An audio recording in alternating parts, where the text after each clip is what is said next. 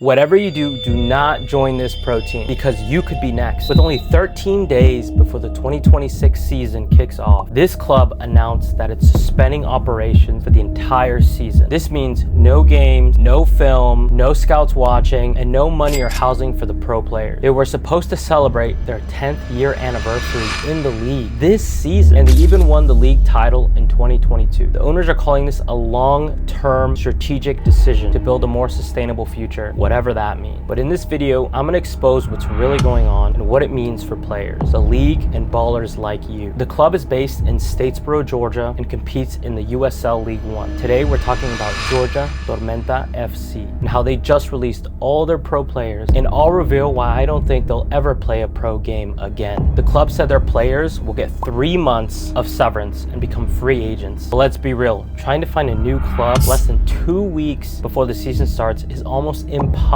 Most rosters are full, the budgets are set, and these guys have already moved their lives to Statesboro for what they thought would be an entire season. Meanwhile, the front office, coaching staff, USL Academy are staying in place. The Academy is being called the backbone of the club and will keep developing local players even though the senior pro team won't play in 2026. However, I'd imagine there will be a lot of players looking to go elsewhere as the future of the club is uncertain. And you know what makes it worse? Rumors started leaking days before the announcement through outlets like Beyond the 90 and Backheel. Other clubs were already trying to schedule replacement games because Tormenta's dates were baked into season ticket packages, while players still hadn't been told officially what was happening. People knew and the rumblings were already happening. What went wrong, you may ask? A huge part of Tormenta's business model was tied to land and real estate development around their new stadium. That development hasn't moved as quickly as they hoped, and that created a serious lack of cash heading into 2026. You can see this reflected in the stadium itself. It's been partially finished since opening in 2022. The club is now saying they'll use their cash in the remainder of 2026 to complete expansion, locker rooms, concessions, and other infrastructure. Here's the key detail. That cash crunch reportedly meant that they couldn't pay for mandatory insurance, which covered their workers' compensation. Without that, the team couldn't legally run a full preseason. So players were doing captain-led informal sessions instead of a proper professional training camp. The craziest part is that on paper, this might have been the team's strongest roster ever. Analysts like Kaylor Hodges from the USL show said this squad could have been better than their 2022 title-winning group. They'd signed back-to-back goalkeeper of the year, Sean Lewis, brought back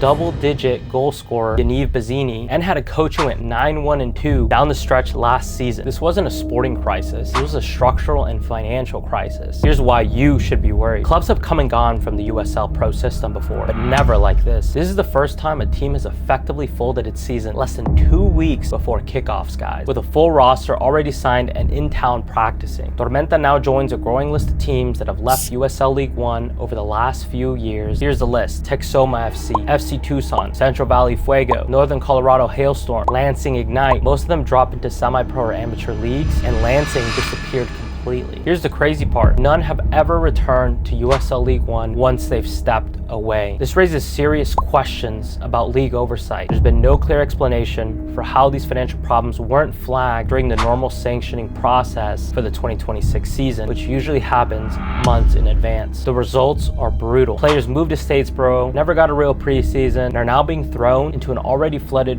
free agent market. They're fighting for a handful of roster spots across the country. This could have easily been one of you guys watching. Here's why it isn't fair to you at all. On one level, this is a story about one club overextending itself on a stadium and land development and running out of cash for basic things like insurance. But on another level, it's a warning about how fragile the lower division system still is in the United States. The USL wants to build a real pyramid with promotion and relegation and prove that smaller markets like Statesboro can sustain professional soccer. Georgia Tormenta was supposed to be the blueprint for that. Instead, their pause in the 2026 season becomes a case study in what happens when a business model isn't as solid as the football side. And here's why I think that they may never play a pro soccer game again. One, because they're already facing cash issues that they're going to use what's left on finishing that stadium for a team that has 0 players. No team has ever returned to the league after departing. They would be the first ones to do so. And earning the trust of not only just the pro players, but agents and the fans may prove to be too difficult. And here's where I'd love to hear your thoughts. Let me know in the comments. If this team offered you a pro contract, would you join this club? If so, why? Thanks so much for checking out the video, guys. Really appreciate if you could like and subscribe, and I'll see you in the next one.